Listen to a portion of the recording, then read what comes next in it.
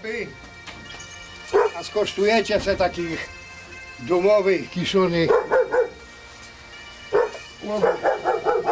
O pierunie! Palcami, bo Ja? zapomnę. Andreas, całe górki.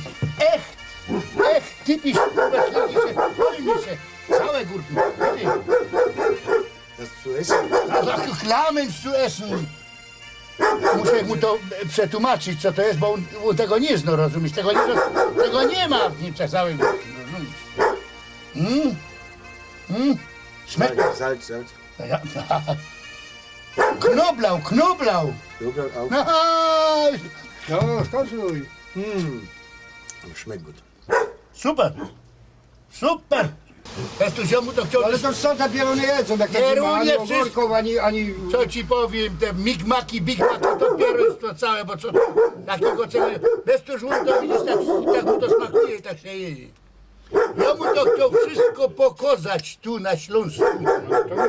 Czystemu, rozumiesz, Germanowi, chciał mu to pokazać, jak to jest. Patrz, Dobre. dobre, widzisz?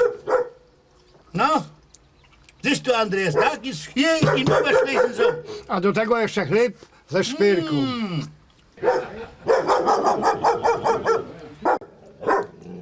Kieruje co ten pies tak na te wasze auto szczeko, bo jego jednak trzeba sobie do garażu. Nie, bo jedziecie, nie? Nie, teraz żadymi Busza Iwalda też. Znałeś Iwalda, tego No, pamiętasz, my w jednej ławce no, siedzieli. mały taki. Ja. Muszę też Iwalda odwiedzić go, muszę też to potem ewentualnie